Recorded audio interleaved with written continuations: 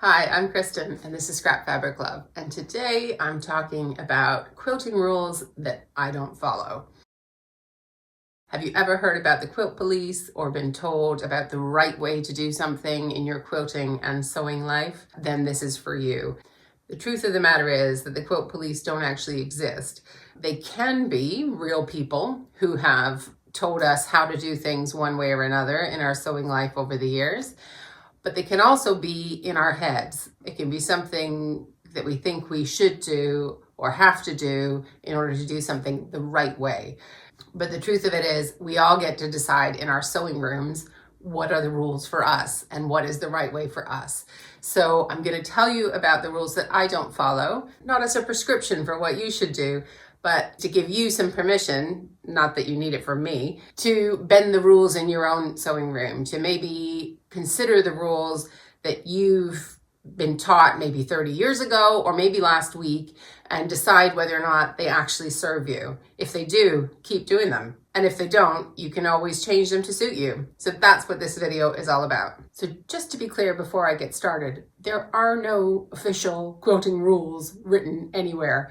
If I'm calling something a rule that I don't follow, it's because somebody said it to me once, or I've kind of got the impression from YouTube videos or other things that I've consumed in my quilting journey that made me think that other people think it's a rule.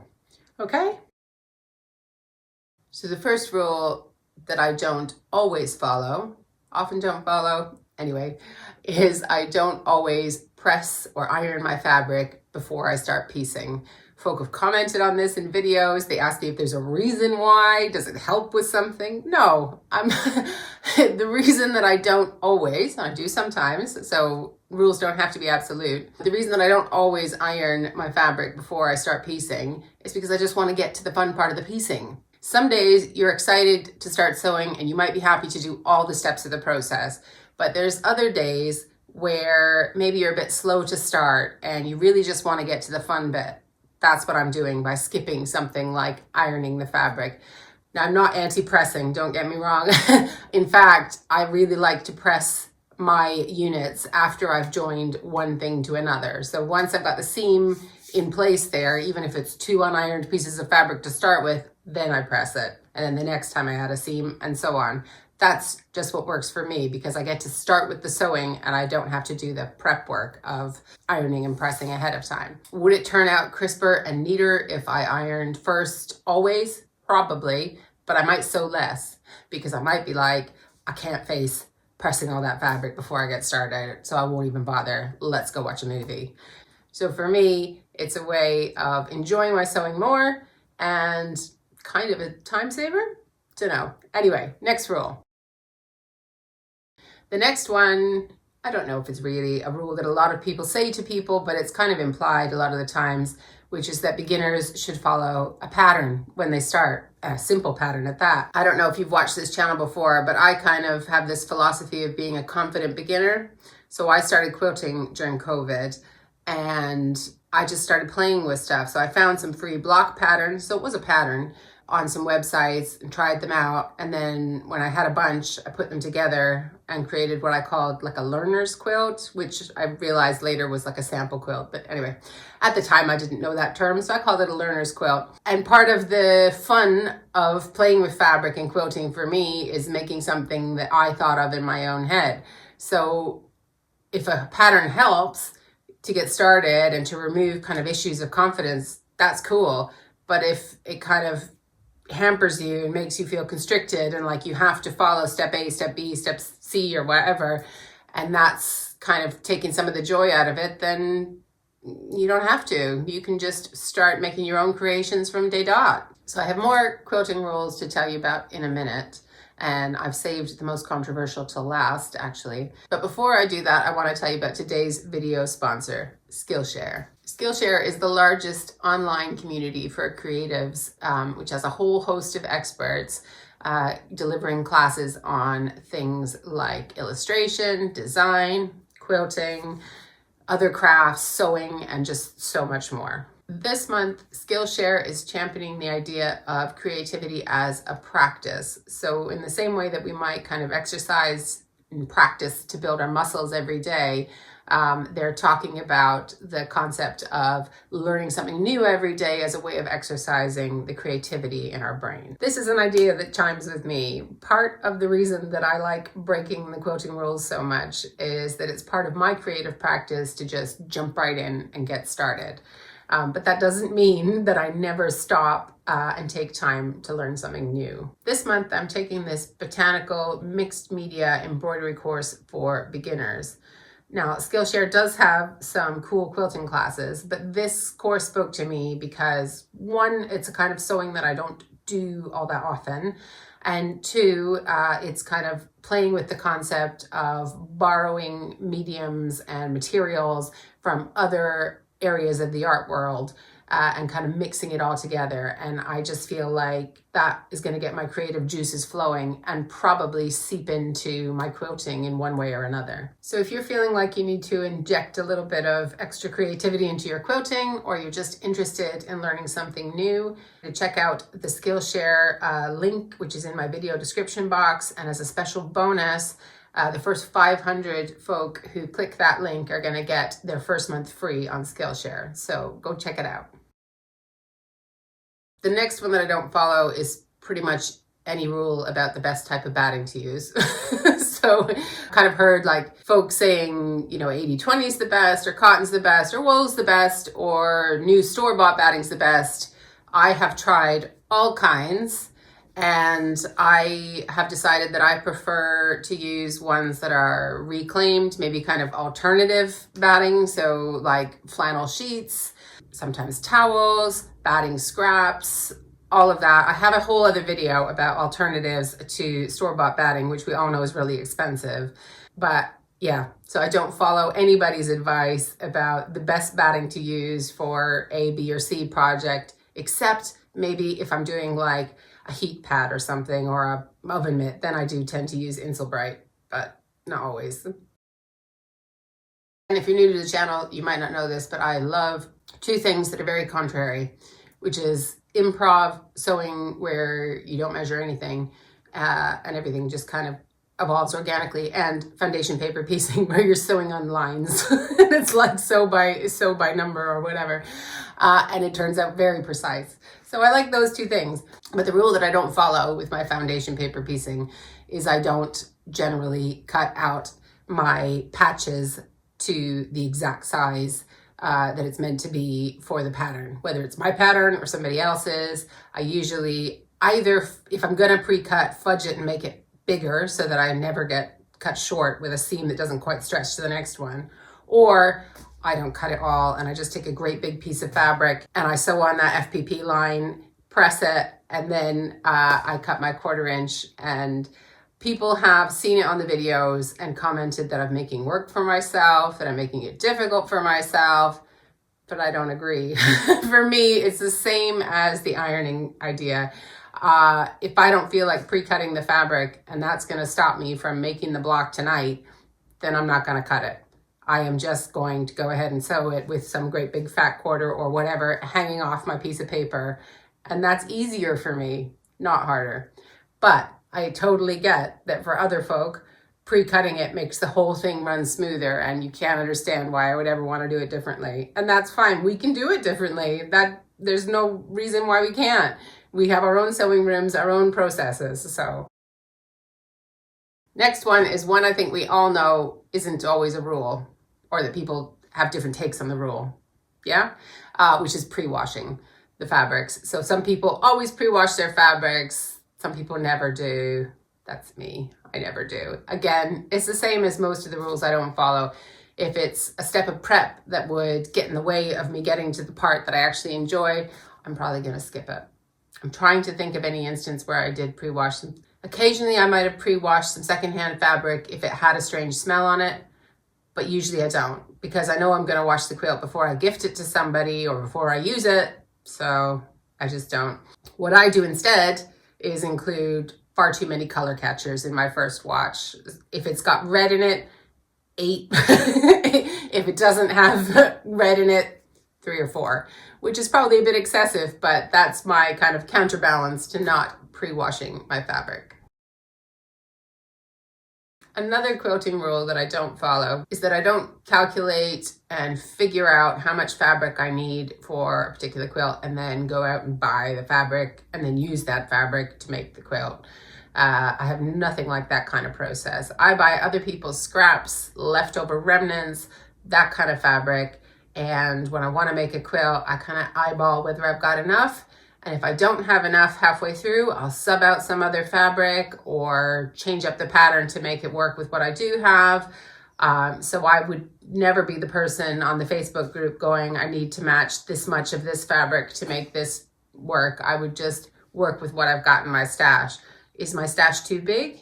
Yes, it is, because I obviously overestimate how much fabric I'm going to need for all the quilts in my head, and I have too much stuff, like everybody. But yeah, I don't buy fabric for specific quilts usually. There might be the odd exception where I've gone out and bought something, but not very often. Okay, this next one would definitely get me in trouble if there were really quilt police. So I don't pay attention to straight of grain versus a bias when I'm cutting things. So if you've not heard about this, there are grains, like the fibers in your fabric run in different directions, and depending which way you cut it, it's better for different things like bias binding and triangles and who knows whatever else, right? But my brain just goes, boring. I don't care. I don't want to spend time on that before I get started. There are reasons why people do. And I have, I understand about you pull it this way for that and that way to figure out anyway. Probably would improve elements of my quilt if I paid a lot of attention to it. But again, how much bandwidth do I have up here? And what do I want to spend it on? And I want to spend it on the creative, fun sewing bit and not on that bit. And I ignore this to the point even of when I'm using my beloved AccuQuilt and they have instructions about how you're supposed to fold the fabric in terms of the straight of grain and the bias and blah, blah, blah, when you're cutting the pieces, and I just ignore it all. If I was coming across with some issue over and over again and someone told me, that's because of this, then I might consider looking at it, but I might not. And maybe that sounds kind of lazy or like I'm shooting myself in the foot and causing problems for myself. But if it does cause problems, I don't know which ones they are. Like I do have problems in my quilting, and maybe that is the exact reason. Maybe if I paid attention to the straight of grain and the bias, everything would run smoothly, but I doubt it. So I don't know. I could be converted, but for that one, I just can't be bothered. So yeah, I break that rule all the time. Next one, I actually didn't think it was a rule or anybody's rule until someone said it to me at a quilt show. And that is only enter a quilt show if you think you're going to win. I mean, there's lots of quilts get entered in quilt shows. The two that I've entered in, which is the Scottish Quilting Show in Glasgow and the Festival of Quilts in Birmingham, are all ones where everybody gets in if you enter your quilt. It's not like juried entry, like if you heard of people trying to get into QuiltCon and their quilts get rejected. It's not that. It's like friendly shows where you get to enter whatever quilt you want and it gets hung up. So anyway, so I've done it 2 or 3 times and I've enjoyed the process. I love seeing my quilts hanging up. I've never won anything and I don't expect to. And that's kind of not what it's about. But I was walking around the Scottish Quilt Show, I think it was, last year. And you get, in the Scottish Quilt Show, you get like a badge if you've entered a quilt. So I had that on and I went to a booth for like a quilting group that I'd never heard of. And the woman said, oh, if you got a quilt in the show, where is it? And I told her, and then she said, oh, and did you win anything? And I said, no, but that's not really what it's about. And she goes, oh, yes, it is. And I was like, what? And I just feel like it was a very unwelcoming thing to say. And she was clearly a more experienced quilter, been quilting a long time, and I guess that was her opinion, but it's not mine.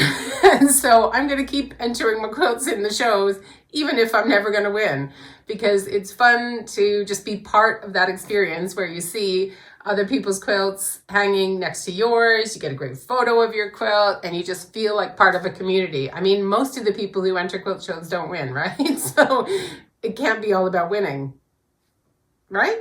Anyway, that's my take on it.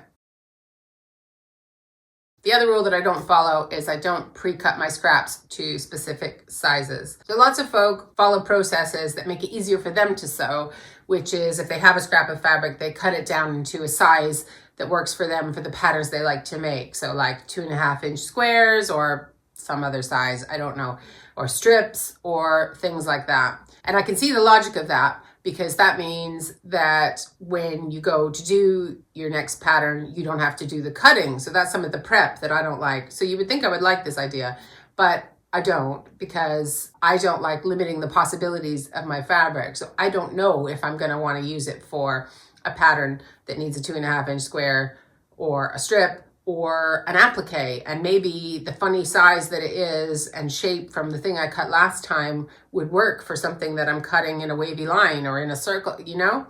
So I don't do any of that and never have. So instead, I kind of roll up my fabric in whatever size it's in, put it in its color coordinated bin. I have other videos about how I store my fabric if you want to see that. And then it's like I have my paint box or fabric box of colors that I can pull from, and you can kind of tell by the size of the fabric roll what size it is. So that works for me, but obviously I can totally understand the logic of why so many people do pre-cut their scraps, and I'm not poo-pooing it at all. It just doesn't work for me. Similar to the quilt show one, I guess, is a kind of perception. It's not necessarily a strict quilting rule. This is probably kind of an extra add-on just because I'm on YouTube. But one of the rules that maybe I had in my head before I started was that you needed to be an expert in whatever your channel was about in order to start a YouTube channel. But for me, the reason that I started this was because when I was starting quilting, I was seeing all sorts of folk telling me all of the things that I've just told you I don't follow in videos, and making me feel like quilting was almost too hard to get into. Like there were too many things that you had to do in certain ways in order to do it right. And it just felt a bit restricting. And so I went around trying to find places where people said you didn't have to do that all the time. So one of those was Jenny Doan at Missouri Star Quilt Company. They do a bit of prep and things that I don't follow, but she always has the phrase of works differently for different brains, which I totally ascribe to. So, but I didn't see maybe a whole heck of a lot of other places saying a similar thing. So what I wanted to do was just document the sewing life of a confident beginner and kind of show you my way of doing things in maybe a little bit more of a relaxed, let's have fun with it kind of a way. So I don't pretend to be your sewing guru or expert in any way. Most of you, like long-term subscribers who comment and come back all the time, have been sewing way longer than me and have way more experience. So I would never think to try to tell you how to do anything. But equally, I don't want you to tell me necessarily either, because I want to work it out for myself. It doesn't mean I never try and learn new skills or learn from other people. I absolutely do that a lot. But often I will take from what I learned a kind of general principle and then bend it a bit and make it work for me, which is what I'm doing with all of these rules that aren't really rules, right? Just making them work for me. Okay, so I've left the most controversial one to the end. So that is that I don't always close my rotary cutter. Shock horror. So I have, again, had lots of people comment on how worried they are about me not closing the rotary cutter and leaving it sitting like this on my cutting mat or on my table. So this is a rule that I follow sometimes, but not always. Am I making you nervous? So if my kids are in the sewing room, it's down. And I am telling them over and over again, don't go near that. Don't go near that. That's sharp, that's sharp, that's sharp. But if I am actively sewing in my little nest with my, crumbs of scraps and my iron and my cutting mat, and I'm in my zone, I'm not going to shut it, because I'm just going to open it again 2 seconds later to cut it again. And I trust myself, never cut myself on it. I know that's tempting fate, and I'm going to get a huge gash down the center of my hand next week. But anyway, until that happens, yeah, I don't care. Sorry. I'm not trying to make light of anybody's rotary cutting injuries. Definitely not counseling you to leave blades open in your sewing room. But yeah, it's a bad habit. I get it, but I'm probably not going to change it. So I hope you enjoyed hearing about the rules that I don't follow. Again, I'm not prescribing action for anybody else. Total disclaimer, I am not responsible for any accidents in your sewing room or in your quilt. But I hope you can see that nothing is absolute. We're just talking about fabric and sewing and playing and having fun with it all. So if a way that you think you had to do something, whether it was taught to you 30 years ago or 2 days ago, isn't working for you, why not think about changing it to suit you? Make your sewing more fun for you. That's all I'm trying to say today. So if you like that philosophy, and you haven't subscribed to the channel, I hope you'll consider it. I'd love to see you in my next video. And if any of this video chimed with you, then I hope you'll stay tuned in the next month or so when I've got a big announcement about a way that quilters like you and me can maybe get together and socialize a bit. So stay tuned to find out about that in the coming weeks. Thanks so much for spending time with me. Bye.